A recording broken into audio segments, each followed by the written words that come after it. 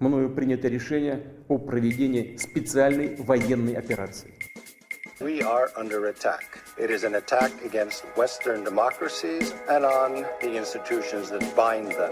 What Russia's much more interested in doing is depicting the West as a failure. The regime and President Yanukovych, they were trying to protect their enormous wealth.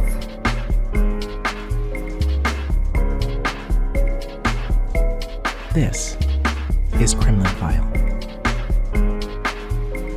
Before we turn to U.S., there were reports last fall, with pretty much the whole elite class realizing they're never going to get Ukraine. I mean, at this point, anyone who has a brain cell understands they're never going to get to Kiev. They're never going to get Ukraine.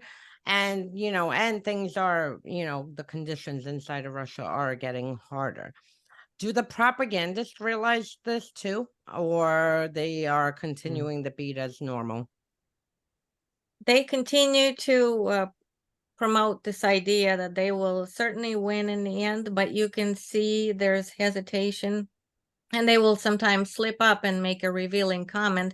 Like in one of his recent interviews, Vladimir Solovyov was talking to a forecaster to talk about the future, and then he slipped up and asked her, well, will Russia even exist? So you could see their major doubts that are happening there, although they, of course, immediately correct themselves and say, yes, we'll win. There's no way around it. But yes, they are concerned. And you said we'll talk about it before turning to the U.S., but there again, it's directly tied to the U.S. because statements from figures like Trump and others in the Republican Party, that is what is making them think that all they have to do is just hang in there and keep at it until someone like Trump gets elected and hands them Ukraine, and they will get it that way. So in a way, this is prolonging this war, and they see no need to pull out and claim that they've already won, because they think, well, we just need to persevere and then we'll get it anyway. But just not through war itself, but just by grinding it and up to a point when someone shows up and says we're not helping Ukraine anymore, and then they'll be able to crush them, or so they think. Okay. Yep. Okay. So, and that's one of my biggest concerns, because I've noticed a huge uptick, and extremely early compared to 2016, with Russia already, having their favorites. I mean, on their Russian state media, they have Vivek Ramaswamy and RFK Jr. Can you discuss that and how they're propping up, and what their intentions are with U.S. elections? Because on the background, I already see there, that they are beginning to run their interference operations. Can you discuss what's happening on state media with this? And then to follow up, how is the media reacting to Trump's indictment? And do they believe he will be jailed? And, or do they think by some miracle he will get into the White House? They're kind of undecided as to how it will play out with Trump in the end, but they believe that the indictments are in his favor and are only making him more popular. And also, they are very encouraged by the current slant of the Republican Party, where they say the top three candidates are all in favor of discontinuing help to Ukraine. So they're certainly all gung-ho for Republicans.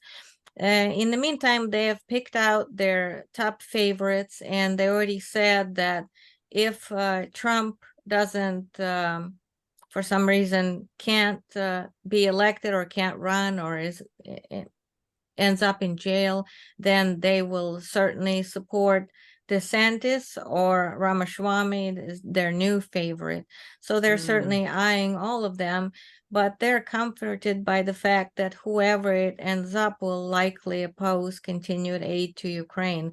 So in general, they're for the Republican nominee, whoever it will be. They were irritated by what Nikki Haley said. They're not really that big into her, but they don't think she stands a chance either way. So they think any Republican nominee will be to their advantage. So they will most certainly support whoever it is. But Trump remains their favorite. And they openly refer to him as a moron, but I guess that's part of the attraction. They would like us to be led by someone they consider to be a moron. So, the worse for us, the better for them. And they openly say that.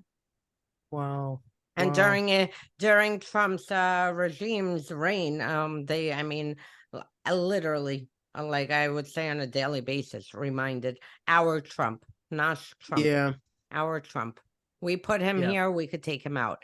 I mean, this is like the propaganda you heard. I mean, they weren't far off. For once, they were correct about that. But I mean, this is all the reminder that they gave to their audience and to the foreign audience on a daily Yeah. basis. Yeah. Absolutely, and they're still continuing even with the indictment when they were going over his height and weight and hair color. They were saying, "Oh, our strawberry blonde. There's only one of him in Washington." So it's it's certainly still a continued reminder that he belongs to them and Oh, they're on wow. his side no matter what. And he's happy Wow. from his part to belong to them because he Yeah. still continues to Yeah. praise them. Oh, Exactly. absolutely. Absolutely. And he's constantly providing those reminders that he will give Putin what he wants if he ends up on top. And on his part, it looks like he's trying to make sure that that support continues because, he doesn't say no to support from anyone, as we've seen from the unsavory characters that he tends to surround himself with. So why not Putin? Yep. Talking about, I mean, we're talking about leadership, right? Levels and that kind of thing. But I was kind of curious about sort of the lower level.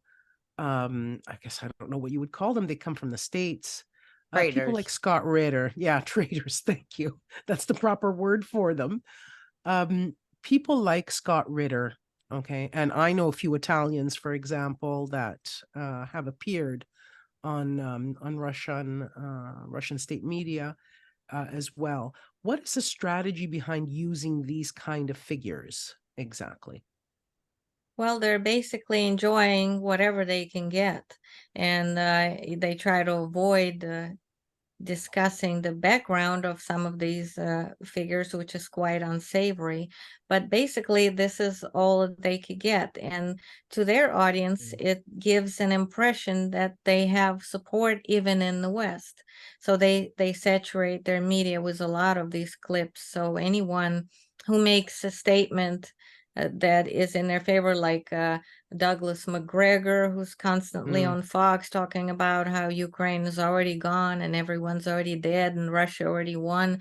No matter how ridiculous it is and how wrong he is, every single time they play those clips almost daily. They play Tucker Carlson's clips, and now it's more difficult for them because he's not on Fox, but they're still playing whatever he's putting out. So anything that sounds like it supports their position and bashes Ukraine, they're happy to have. The level of celebrities that ends up going in Russia doesn't tend to be of the highest caliber, but they will take and use whatever they can get, and basically that's what they're content with. Yeah. Yeah. Yeah. Their recruitment from Soviet days has significantly dropped when they're It sending has. a Oh, it Russian has. honeypot to some weirdo Hinkle on Yeah. Twitter that no one's ever even heard of. Yeah. And now he's, chiming in daily, morning to night, spewing Kremlin garbage, not even knowing what Ukraine is, where Ukraine is. He wouldn't even be able to locate on a map. And I No, is mean, I'm it like, this actually? is this is the Absolutely, and level. they're happy to show his tweets on state TV all the time, portraying him as this major journalist that, oh, look, even he understands. Look, Americans understand what's going on. Wow. So yeah, they're happy to have it and to use it. Well, Their recruitment dropped significantly, their standards for Oh recruitment. no! I mean, if you take a look at the Italian characters, you just put your hands in your hair and just say, "Who the hell is this guy? where did they find him? You know, like in which bar? Okay, was he in the back table drinking, and they just sort of just picked him up?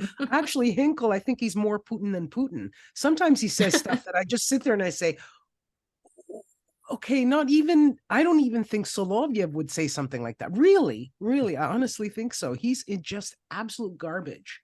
Absolute garbage.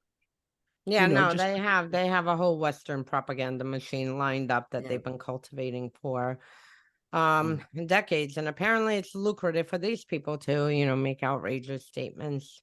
Who knows? Hi, everybody. If you enjoyed this podcast and you'd like to help us out with our independent work, please subscribe to Kremlin File on Substack and on our YouTube channel. Kremlin File is hosted by Olga Lautman and me, Monique Camara. Our production team is headed by Maddie Kaparov, and the theme music by Oreste Camara. So please don't forget to visit our Kremlin File Substack for links to our socials and to wherever you'd like to listen